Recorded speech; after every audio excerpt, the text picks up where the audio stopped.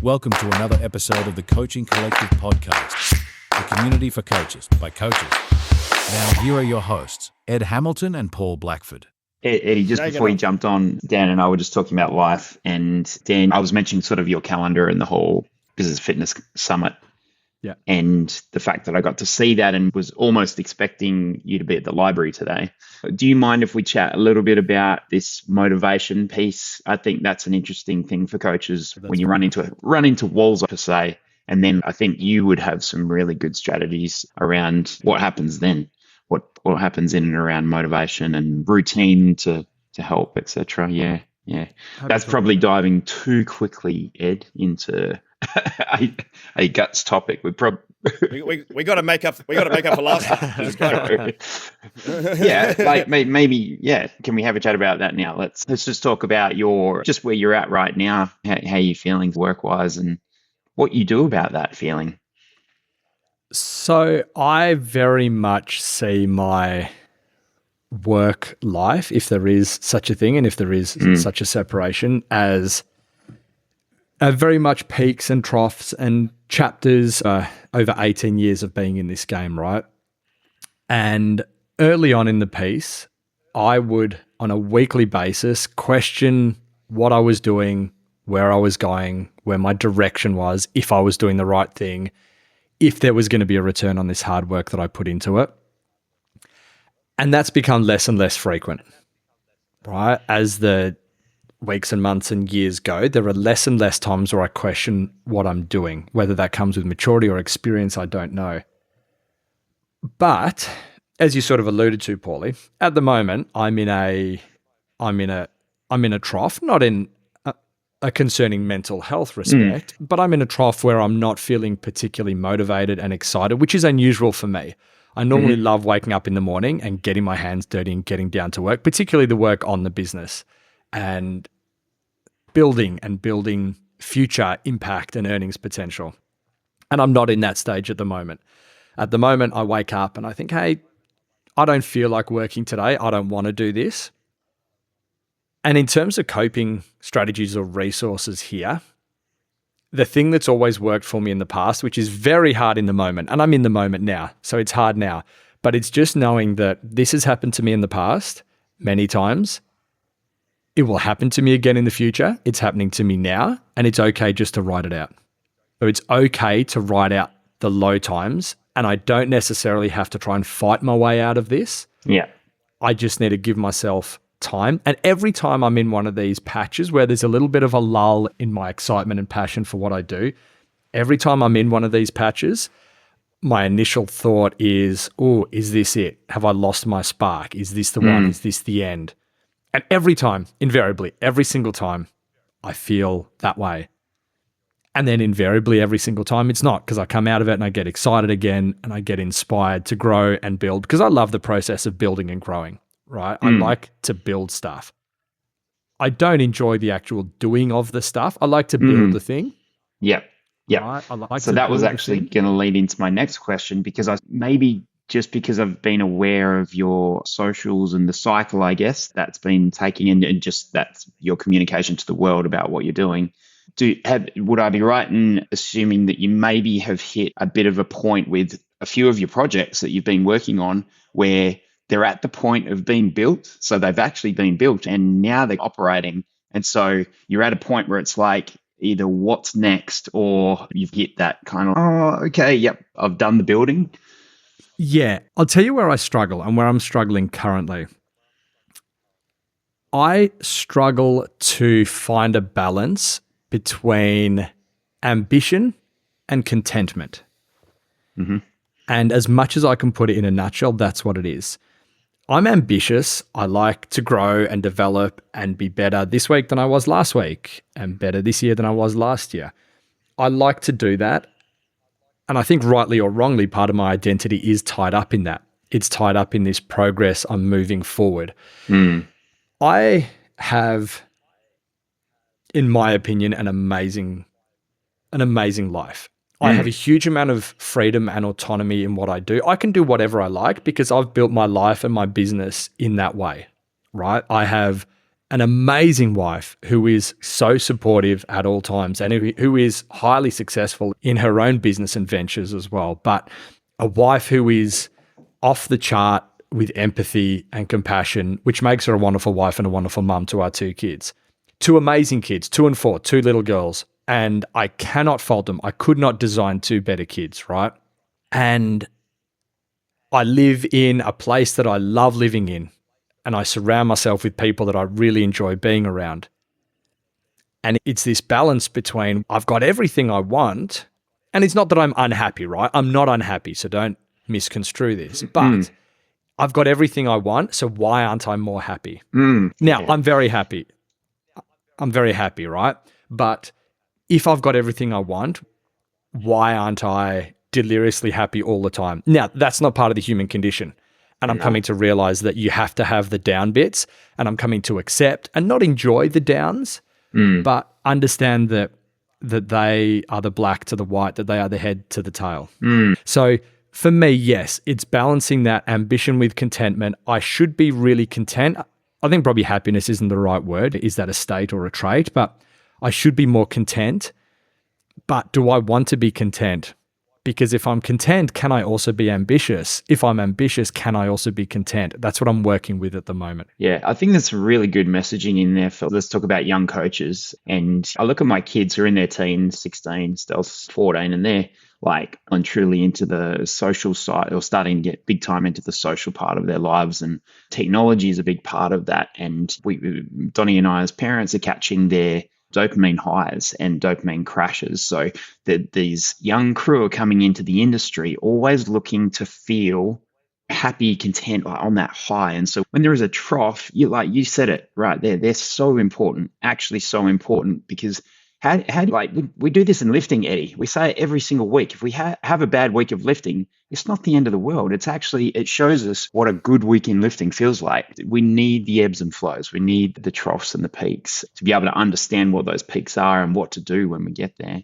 And I think the world really pushes those newcomers to the industry into that sort of, I'm riding high. And as soon as there's a trough, it's, this is not for me. I don't want to do this. Like, this is obviously, there's a problem with this thing, this coaching gig that I can't put my finger on, but it doesn't feel right. And I'm just going to, you have a bad client or a bad session or something happens that just, it's too easy to change your mind. Yeah.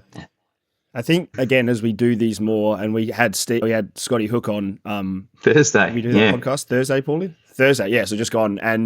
And then the Sammy Newton one just gone before. And I said it to Scott, and I'll say it again with having you on. It's Sammy, 20 years, Scotty, 20 years, you, 18, 20 years. It's just like the messaging that we keep talking about and wanting to get out and have these conversations with people that have been in the industry. So people coming through, and it's, maybe the roadmap looks a little different, as we've spoken about before, for people coming through now. And there's all these different options and online and social media and TikTok. And you can there's so many different ways of it. But the constant message of people that are in this and doing it still and have gone through the process is it's going to be ebbs and flows. There's going to be change of direction. You have to be versatile in this industry, and you have to be willing to ride those as you go. And again, the same things, like there has been times when I said, hey, I need 6 months. I need to go away from this industry and go do some soul searching. And then same thing as it was with Semi and with Scott. And it's like this passion that you have for the ambition, the drive, the building things, the helping people. It's this drawback. And I think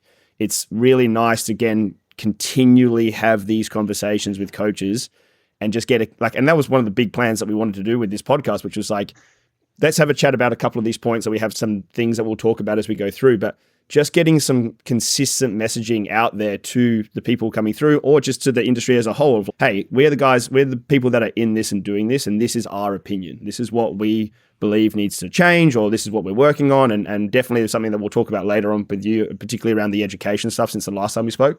But yeah, I just love the fact that, boom, 3 in a row. And then we said the contrast of having a Charlie be on a couple of episodes ago, someone that's just finished their Cert 4 and is coming into the industry. Being able to have this network of people in this community that we are wanting to build, and being able to serve that one coach to have a better coach in the industry that we can help mold and shape. Because again, there's just like the thing I think we need is we need good trainers coming through. We need to keep people here. And I love the honesty, and the same thing as Scotty was on Thursday, like opening up and just being like, this is where I am right now. This is how I'm feeling. And yeah, I really appreciate that. Thanks for sharing. Yeah, me too. It's very easy in 2024 to only see highlight reels of people's lives. And something that with age and wisdom, I have more of the former than the latter, but something with age and wisdom that has come around is that every single person has their own shit they're dealing with. And we all look like we know what's going on, right? And everyone looks externally like they have their shit together because there is such a filter. And I'm not talking like social media, but we've been filtering what people think of us for hundreds of thousands of years, because if people think better of us, we get a mate, we pass on our genes, we get the resources, right? It's evolutionary psychology. We somehow need to not only normalize failure and struggle, but almost glamorize it. And I don't know if glamorize is the right word, but something I say to Charlie too, and to our eldest every night, we'll read a book and I'll roll over and I'll say to her, hey kiddo, what's one thing you failed at today? Not only make it okay for her to fail, but to actually celebrate that. And when she tells me something that she failed at, to actually say, wow, great, what a great failure. And then she asks me what my failure was. And embarrassingly, I don't have a good answer, which isn't saying that I'm not failing at stuff. It's saying that maybe I'm not pushing or challenging myself, and that I'm only doing things that I'm not prone to fail. So I think failure and struggle and troughs and lulls in motivation and lulls in questioning, why am I doing this? What's this for? Where am I going? What is my direction? Can we not only normalize these, but try and glamorize these a bit more and celebrate them? I don't know how we do it, but I think it needs to be done.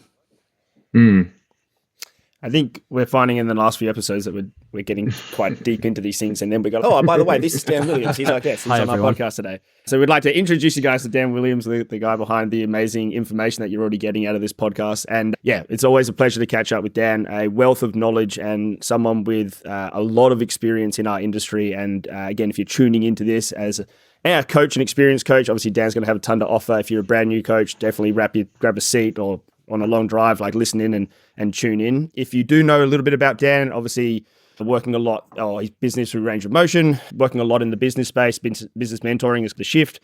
From the conversations that we've already had today, Dan's already taken us on the journey of where he's currently at. But as again, this is the Coaching Collective podcast. It's an opportunity for us to catch up with people that have been in the industry for a while or are brand new and dive into their stories.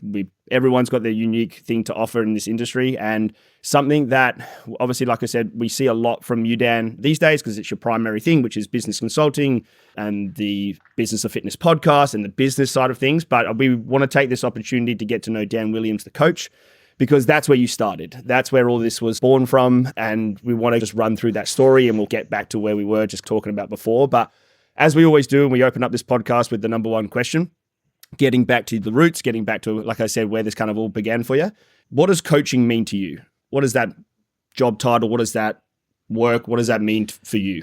We talk about the different chapters, right? I mentioned that I go through these chapters in my life, and I would answer this question differently in every chapter. So I'll give you an answer now. I'll try to give you an answer now. It'll be different to the one I've given you 6 months ago, and hopefully it'll be different to the one that I will further refine 6 months from now. I think I talk a lot to people who are just entering the industry, and I say to them, what is it that you sell? So if I'm talking to people who are new grads, I say, what do you sell?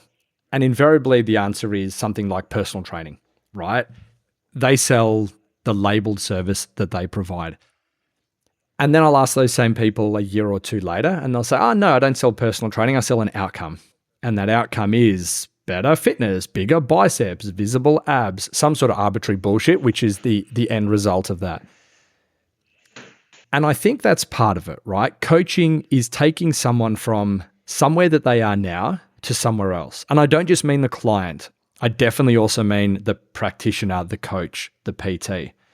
We are moving ourselves from where we are now to where we want to be, and we use coaching, we use this industry as a vehicle to do that. And of course, we're doing the same for our clients. We're taking them from their current level of insert health metric here to a future level of insert health metric here, right? But I think it's more than that. I think it's more than delivering someone from somewhere to something. I think what we actually sell is an experience. Because if we have two people and they both turn up and they both deadlift 50 kilos and they both want to deadlift 100 kilos, and we deliver them to that 100 kilo deadlift, we have the power to create long-term health change for this person.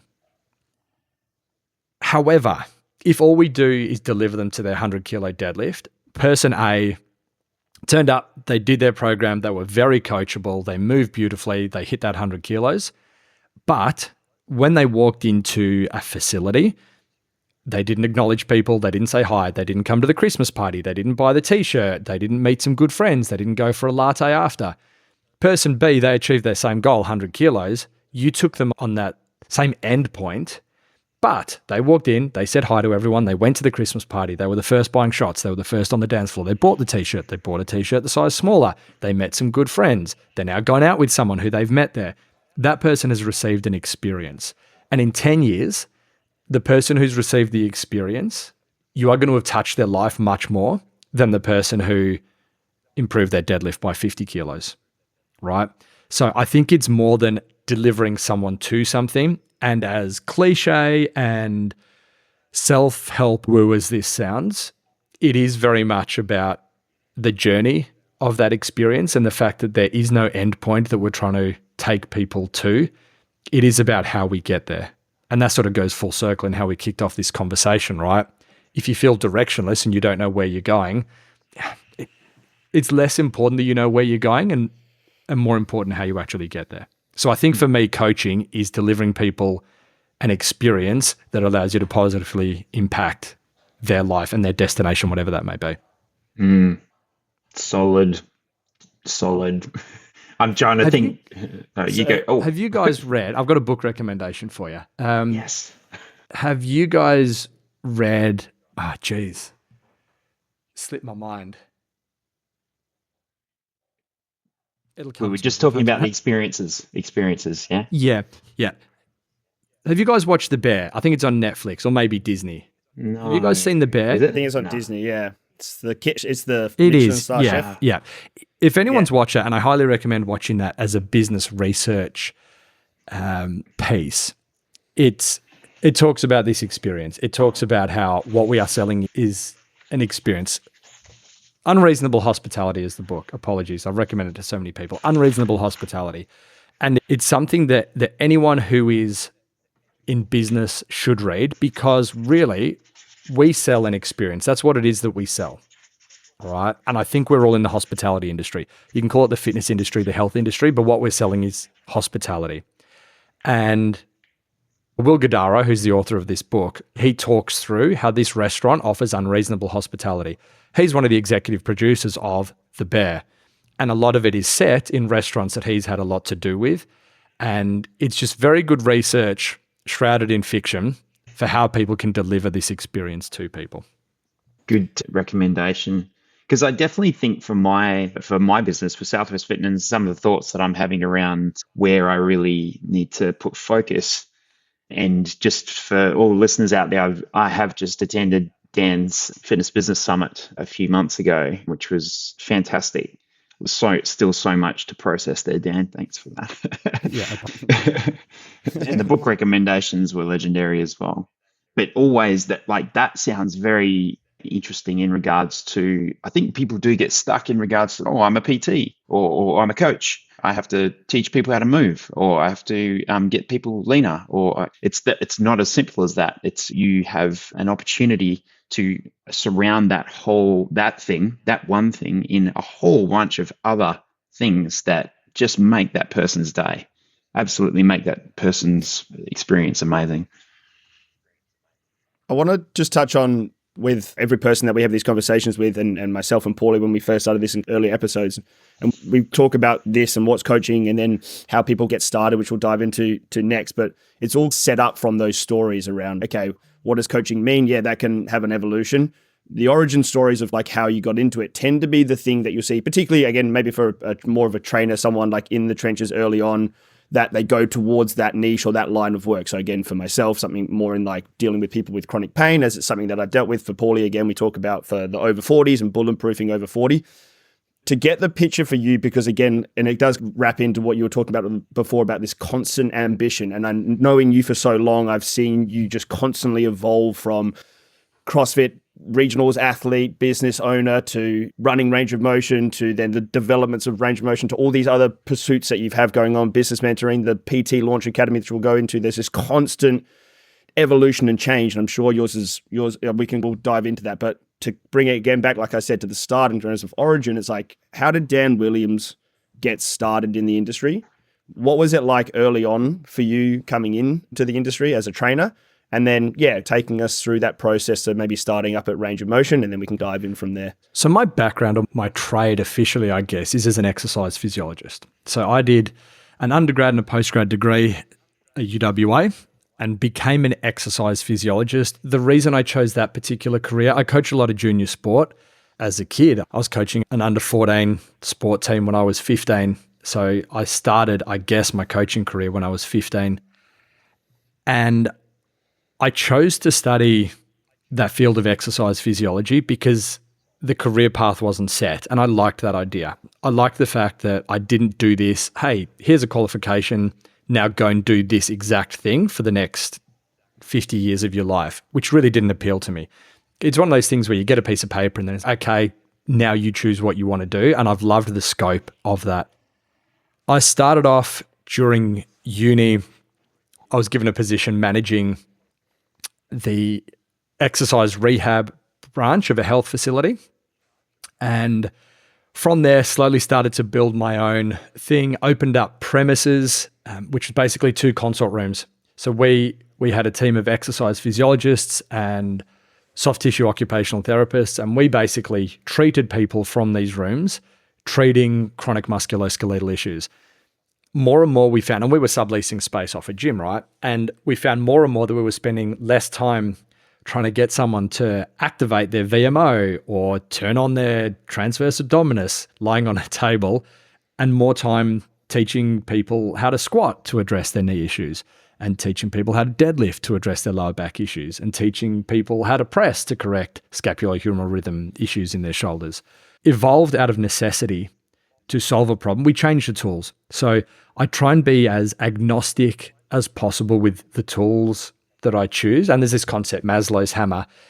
If the only tool you have is a hammer, every job looks like a nail. And it's very easy to get stuck in that.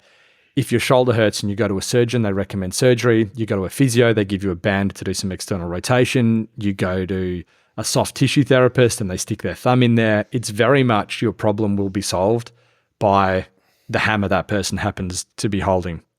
So from that point, the business evolved through multiple locations and premises as the business model changed. The common theme was this focus on a bias towards weakness, not from an athletic population, let's create better athletes by plugging holes in their weakness, but this firm belief that if someone is an individual who wants to improve their long-term health, their physical and mental health, their health will be compromised by the thing that they're weakest at. If you have an 85-year-old, it doesn't matter what their cardiorespiratory endurance is like if they can't stand up from a chair. If you have a top-level athlete who wants to perform in a certain field, it doesn't matter how good their cardiorespiratory endurance is if they can't squat 200 kilos. So it's this common theme, this through line, where if you work at the thing that you struggle with the most, A, it's low-hanging fruit, so you get a more instant gratification because it improves quickly because it's coming from such a low base. But B, someone's health is defined by their least healthy area, not their most healthy area. And that has been a through line through the business. We've evolved business models, changed a lot of complexity. We've come out the other side of that complexity now with a lot of simplicity. And honestly, I've got a lot going on, but it's all pretty simple and it's all pretty well systemized and there's nothing there that's overly complex. And that's evolved the business to where we are now. And now most of my time is spent, as you mentioned, Ed, as a consultant, doing consulting work, doing business work, both in this industry and outside the industry as well. I'm going to pick up something that was right at the very start of that. And like with the more conversations we have, and we said it there, like things that kind of define the way that you go about things. What was it from a 15-year-old standpoint that made you want to be a coach to the 14-year-olds? What was it from you in your being that was like, whatever it was, I think I can make a change here. Because that's got to be an innate thing that you've taken across. It was in you as you're a young kid, and you've taken it across all the way to now. So I don't know if you can flash back to 15-year-old Dan Williams or even younger. Like, where did that thing come from? I just want to help these people. Or was it that? How did you land on that, in that position? How did that opportunity present itself? Short answer, I don't know. I don't know the why. I know how the opportunity presented itself. It presented itself because I was involved in sport at a relatively high level at that age. And I was training for 15 to 20 hours a week as a swimmer and as a water polo player back in the day. And I fell into that as my mates were going and working at Macca's and cooking chips, and I was going and coaching teams and individuals. So it was a means to an end. And I think this is okay, right? Like, in the industry, we're so fixated on, we are here to help people and we are here to have purpose and change people's lives. And that's true. And that's true. And you get to go home at the end of the day and say, hey, I've made a bit of a difference today. It's a small difference. It's only a difference to this person in my little corner of the world, but that's their entire world, right? That's true. And that's there. I don't think that's enough. And it can be hard to admit this, right? Because being capitalist and wanting to earn money and wanting to be successful can be frowned upon, particularly when you're in a customer-facing industry, in a service industry like this. But, I don't know, this is a question, I don't know if you guys are going to ask me this later, but I know it's a question I've heard you ask in a lot of the other podcasts around the problems of the industry. One of the big problems of the industry is I don't know. I legitimately don't know whether it's possible to build a career exclusively in this space. I haven't been able to do it. I haven't been able to be just, and let's put a label on it, a coach, but insert term, whatever you call yourself here. I don't know whether it's possible to build a successful career, successful by any means, as just a coach. And that's definitely been my journey. There have been other things that I've done to make my life more interesting, but also financially to be able to put my family and the future generations of my family in the position that they want to be in. So I think, and it's not a sexy, politically correct perhaps answer, but I started because it's an area that I was okay at, the people were going to pay me for. And I think sometimes it's okay for that to be the answer, because if that's not the answer and people are doing it purely out of passion and purely out of the goodness of their hearts, that's great until you get married and get a mortgage and have kids. And then you can't feed your kids passion. Like, you can't put food on the table with passion. It needs to be there. You have to have that purpose. Otherwise it's hollow. But I don't think you can have one without the other. I think that probably is what leads into then, from the get-go, it sounds like it's opened up your ability then to be so versatile, to then be ambitious, to look for the next thing. Whereas if I'm talking specifically even for myself currently, and a little bit to what you talked about very early on around like feeling that dip in motivation or dip in desire to push at the moment and just like in cruise control, and you don't want to step up and go to work. And so I'm finding myself very similar in that position at the moment where everything's good and everything's ticking along, being in that space of being the coach and wanting to see if that is something that we can create or I can create for myself, being the biggest passionate part for me. But it's very like one direction, very one line. And I think as I'm getting older, I'm realizing like, okay, there needs to be a little bit of that versatility here, which is again, hoping we can do something here with TCC, which is still in the coaching space for me, which is I love, but stepping in maybe into more of that mentoring role. But again, just knowing each other for so long, it's really trying to steer away from questions that I know the answers to and things I've maybe never even asked you before, around like getting to know you before I even had a chance to meet you, which was X amount of years ago now, 10, 15, I don't know how long ago that we've known each other, but like many years. But yeah, it is like, and that's the same for everyone. Like everyone's story is their trajectory as to like where they are now. And it rings true to me that you've always just had that mindset of, okay, right now, this is serving its purpose. but what's next? Right now, that's my chapter. But then what's my next chapter? And always having that mentality as you've stepped into then the ex-phys. Okay, cool, this has teed me up, but it's not a definitive. What's next? And I think that's really useful thing for coaches to understand. And again, it's maybe a slightly different way of putting it, but a constant conversation we have had, and maybe in particular with Sammy Newton, which was like, here's my next evolution of the thing. I started in the car with the kettlebells. Then I was talking about oysters. That kind of helped me with my talking. Then I'm over here doing 60 sessions a week. And then I lost my passion for that. And then I'm over here. And just, maybe it's a good chance to just reinforce that to coaches that like, it can be fluid. Let it be fluid. Let it like chop and change. Try not to get too stagnant. But then again, as we've said as well, there's the flip side of those things. And if we speak on that as well, but becoming a master of something in the field is also a viable option. Talking about that as well, of like mastering a field, something that I grew up with you being in a really important role in my life when I was 20 and being a sort of that mentor to me as I was coming through to the industry. I think that's something that I was really fortunate to observe from you, was the passion that you had for this thing that we were doing in that chapter at the time, which was CrossFit. We were there, we were giving it all. At the time I came in and you were just stepping in, or you were coming to the end, I think, of the time of you doing the regionals yourself as an individual athlete. And talking about, now just switching a little bit gears of like honing into one thing, it's like going from that space, and you've had that competitive background as a kid, going through the study, coming now into range of motion. Tell us a little bit about that side of you again. So like the competitive side, did that take a back seat, or was that always carry through from that 15-year-old through to range of motion, and then stepping into like the CrossFit space? And then we can obviously talk about that chapter of your life and career as you were obviously starting up with ROM as well. But yeah, just chatting about that evolution from there, from kind of where we took off from ex-phys to talking about starting ROM.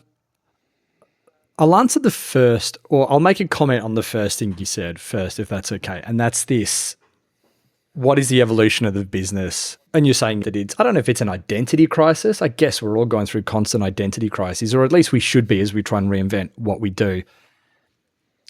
There are two big things, I think, among others, but these are the two big things that lead to a lack of career in this space. And this is probably what you're coming up against now, Ed. And I know you've come up against this before, and I have no doubt that you will again.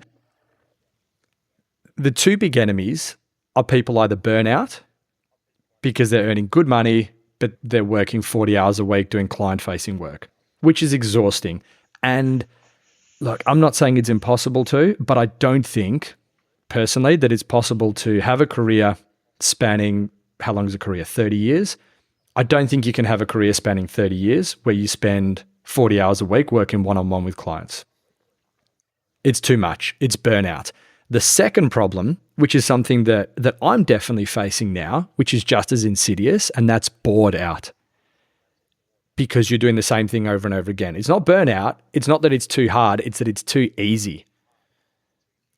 And you become autopilot. You can do things very easily. You can do things with your eyes closed. You've seen not all of the problems, but history repeats itself, right? So you've seen most of the problems. Someone comes to you with a problem and you say, here's how I solved this problem the last 37 times someone has approached me about this over the last 2 decades. And it becomes boring. And sometimes we have to reinsert that challenge into what we do. So I think this is an issue, and this is the issue that stops people from getting beyond the age of maybe 35 to 40, is they're sick of the same thing and they're looking for a new challenge.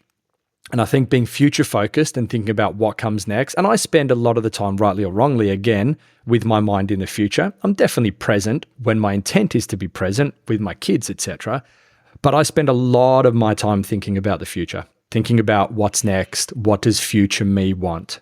And I think it's something that I do well, that I'm strong at, but what does future me want to do? What does future me want for my family? What's the situation and how do I design that? Because I'm under no illusions that I get to completely design what that future looks like. There's some stuff that happens to you, but most of the things that happen don't happen to you. They're things that you design, either intentionally or not.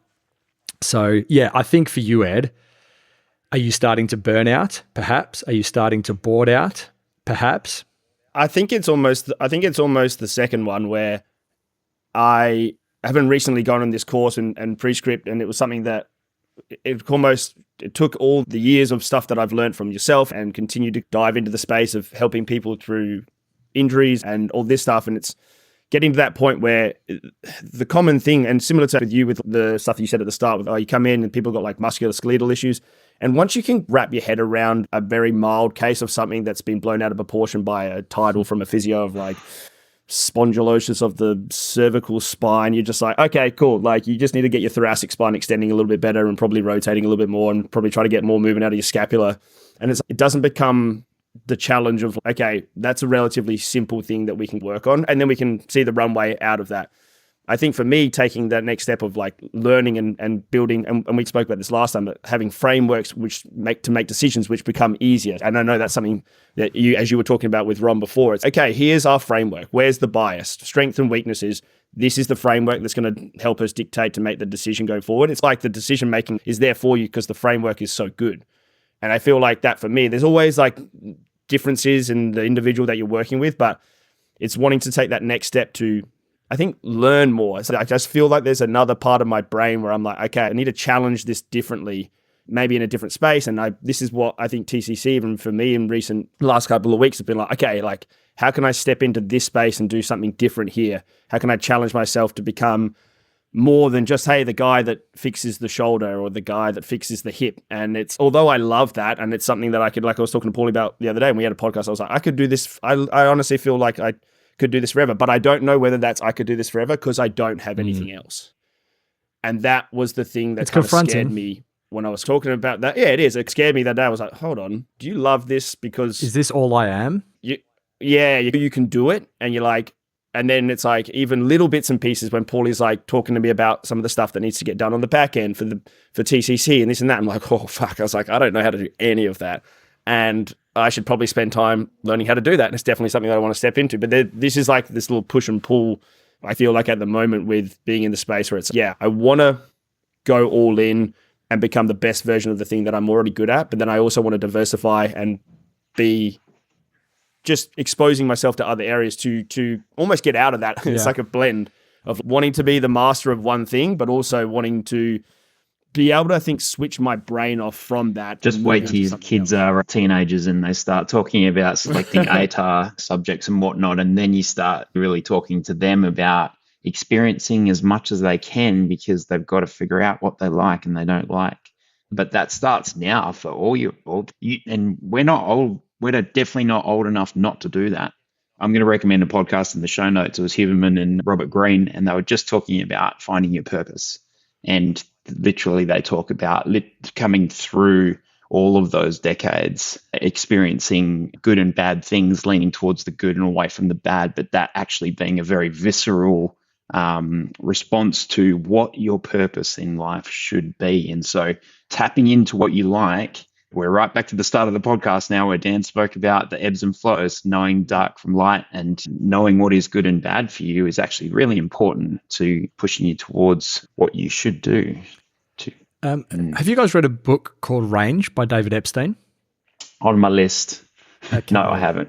Move it to the top of your list. It's probably one of the most impactful books that I've read in the last maybe 5 to 8 years. It's one of these books that changes your outlook, changes your lens, changes the mental models by which you look at the world. And it's basically this concept of if you can have a range of different expertise in different seemingly unrelated areas, you can use each of those to solve the problems of the other areas in your life. So you basically have 3 different types of people, right? So you have I-shaped people, and if you picture a capital I, just a vertical line.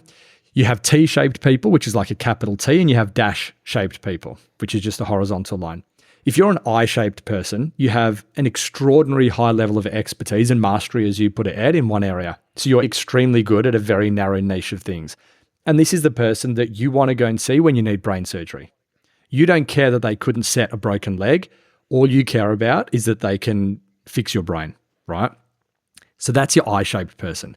Then you have your dash-shaped person. This is someone who's got a huge amount of very broad knowledge, but it's not deep. And this is the guy you want on your team for a quiz night. Okay. They know a little bit about a lot.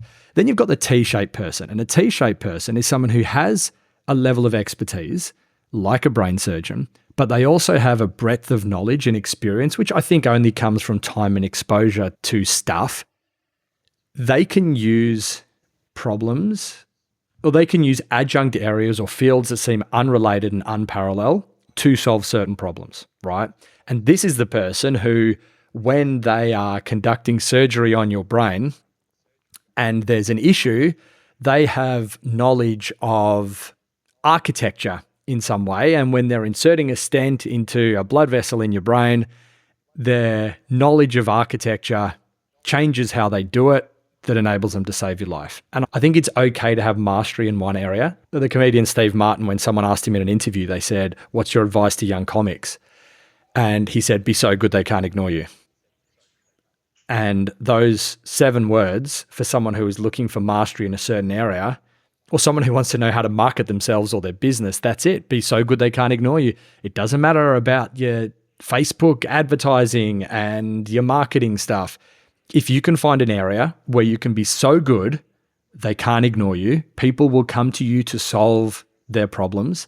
And if you can be a T-shaped person who can draw on vast and varied a range of different experiences and solutions to solve those problems, I think potentially that ticks the box on, yes, I'm a master of my domain, but I'm not getting bored out because I'm using adjunct areas to solve those problems. Maybe that's the solution. I feel like Paulie sent me that mastery book. I'm listening to it at the moment and just sitting with that. I only just started for the first couple of chapters, but it's definitely something that, I don't know, it's been from the time that when we were working together all the way till now, you really had that impact on me, as we've spoken about before, around solving problems, like becoming that problem solver for people. And in this case, it's in a specific niche of the market that I kind of work in. But I think from that, like you were saying, that I don't really have a passion or desire to do the behind the scenes stuff, the Facebook ads, the Instagram, the this.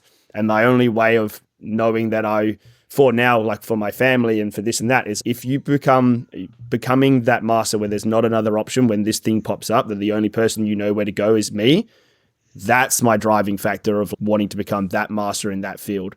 But then I think with TCC, my second most passionate thing is just helping others, and to have that meta impact like we're doing now and having these conversations to help other coaches so that we can help more people in the big scheme of things. Now, I know that kind of keeps me in the line of the I, which is like coaching as a whole, and it's not branching out. And this is definitely potentially where I see with this being able to virtue out of the starting with that, and then whatever this may become, there's opportunities with there. But I still feel like it's on that journey to mastery of wanting to become the master of that one field to begin with.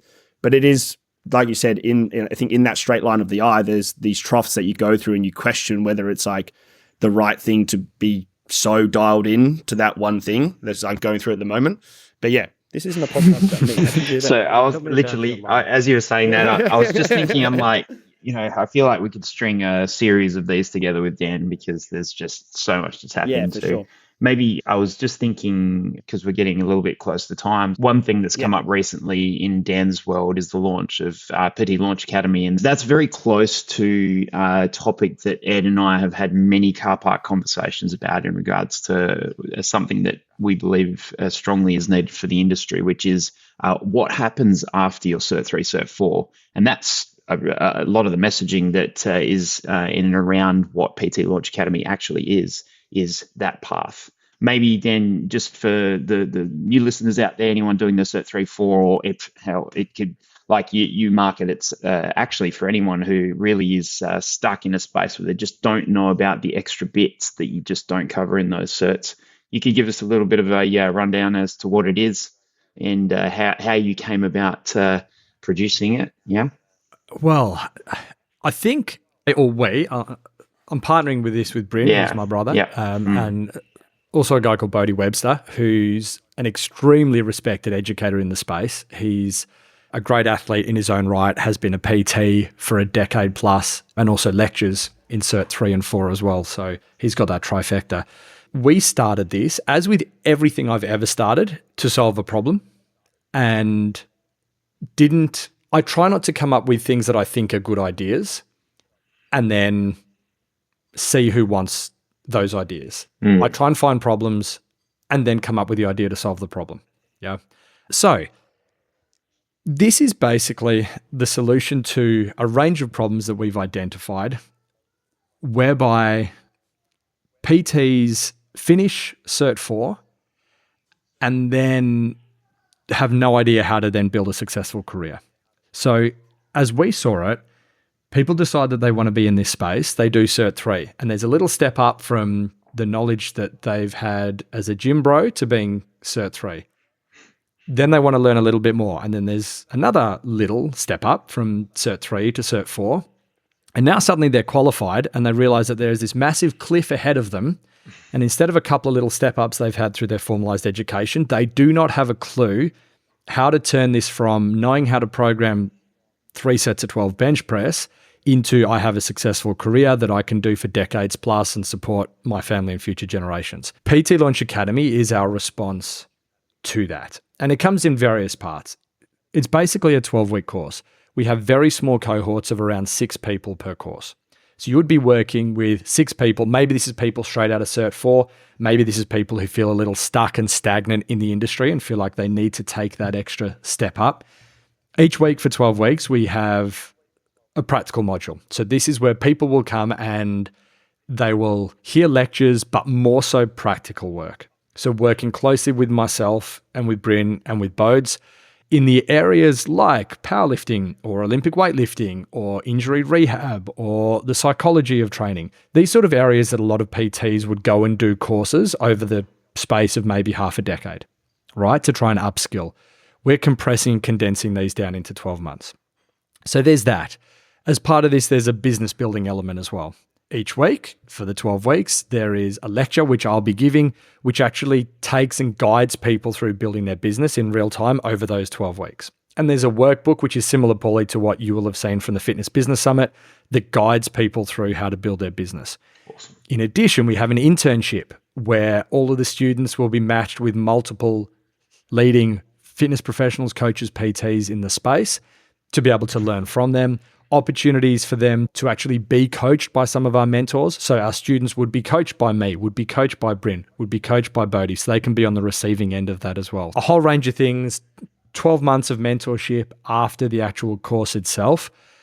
Our aim is to try and take people to the point where they're not just qualified, but they are successful by whatever measure we choose to use in this as a career, as a multi-decade pursuit for them.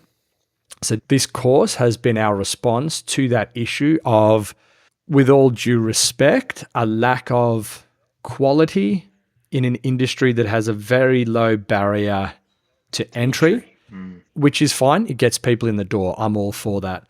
But what seems to be, and I know you guys have noticed this as well, but what seems to be an industry-wide level of mediocrity, where there are a lot of people doing a semi-okay job, which is not great for the industry, it's not great for our clients, and it's not great for careers. This is our response to that.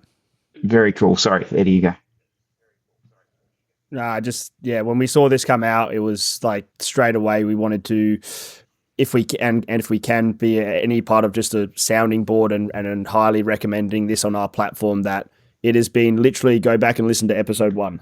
What did we both say? That the industry needs to change, and to have this be something that's locally from Perth, from WA, from friends, from seeing you and Bryn, and I'd love to get to meet Bodhi at some stage and maybe even have you guys all on. That would be pretty cool, and just dissect into that even more. But yeah, it's literally one of the reasons we started this podcast was to say, hey, we want to have this conversation around how can we make some change, or how can we make some noise, and what can we do? And if we can continue to grow this platform and be a sounding board and help represent that, then I am so pumped for this, because as we keep saying across the board with these conversations, something needs to change, and to have yourself and someone that's established into this and having the platform that you've created and the businesses that you've created and all the work that you've gone into to see this come out, I'm just so pumped for it. And it's funny, me and Paulie were talking about this, and it's something that, like, from the years of working together, Dan, and then life happens and you go on your own journeys and everything happens from there. But something like this to reconnect with you, for me, has just been so awesome. So I'm pumped. I just can't wait to see how this sort of evolves. And like I said, if there's any way that we could be a small part in it, then I would 100% love to be. And I know Paul is the same. I think that successful ventures and impactful enterprises and ventures and projects come about purely by the quality of the people who are involved. So I know I speak not only for myself, but the other two boys as well. We would welcome with open arms any input and involvement that you guys would have. And we'd love for you to be involved in this because it is something that's needed. And I think our missions align on this. This is an open invitation to be as involved as you guys would like to be, because awesome. There are a few better quality humans and more useful humans to the next generation than you two. So we'd be honored to have you involved. Thanks, Dan. Yeah, that's awesome. And definitely we'll take you up on that. In regards to whether that is in the next bit, obviously super busy schedules trying to probably get everyone together, but even if that would be just getting on a Zoom or something and just having a yarn and seeing where that would fit in. And again, it's one of those things with Paulie and doing this, maybe the recorded episode that we miss is meant to happen and have these conversations, and to then see PT launch come out of this and then get a chance to catch up again. It's just, as soon as we saw it, we were just frothing. We were just like, yes, like something is happening. And like we said, the fact that we aligned and just stepped into this space, same thing. Like anyone, it's like, who the fuck are we to start a podcast? Who the fuck are we just to sit down and give our opinion on the industry? But it's cool because it's not a solo voice. It's obviously something that has been on the mind of lots of people. And like I said before, to see it being actioned, I'm over the moon, and I'm pumped for you guys. And appreciate watch this space. Yeah. It's going to be really cool. Yeah, thank you. Yeah. And to answer your question, who are you guys to launch something like this? Shit, you guys have been brave enough to try something that may not work. Like, we only do stuff that we're pretty confident is going to work. Like, it's messed up. It's messed up. Imagine if Charlie never learnt to ride a bike. Imagine if my little girl never learnt to ride a bike because she was worried the first time that she'd fall off, right? I could live to 200, and one of the most wonderful moments of my life and one of my most fond memories will always be teaching that little girl to ride her bike. And this disease takes my memory away from me. That is an experience, a peak of experience in my life that I am reluctant to say will ever be topped. And it didn't cost me anything other than a pink bike and some streamers to go on the handlebars, right? And as I was teaching Charlie to ride her bike, I intentionally had to stand back and let her fall off, because I knew that if she fell off 10 times per minute instead of once per minute, she would learn 10 times faster. And I'm adamant that the rate of progress that we make in anything is directly proportional to how many times we fail at that thing. So the fact that you guys have taken a risk with this, because it's out of your comfort zone, as it is for all of us when we start something like this. The fact that you've done that, whether this is the thing for you that takes you to wherever you want to go or not, it's the fact that you've thrown a dart, and you have to throw a lot of darts to hit a bullseye, not because your aim gets better, but because of the law of averages, and you try enough and eventually one of them's going to work. So hats off to you for doing that. Thanks, Dan. That's awesome. Appreciate it, mate. And I think, like Paulie said, we could probably, and it's like that with a lot of the people that we're getting on and starting to dive into this awesome community of coaches that we have just within our small space in the world in WA, getting to hear all these stories. And with all of our guys, we could have multiple conversations. And we'll definitely get back you on and dive into more and more stuff. But again, we appreciate you coming back on, Dan, and sharing your, like I said at the start, your wealth of knowledge. And we look forward to seeing everything unfold. We'll stay in the loop. And Eddie, you're going to have to give me a moment. I've got to go and sort this out. I'll be right back. This is bad timing. I'll be right back. What are you doing? All right, we're going to end the podcast there.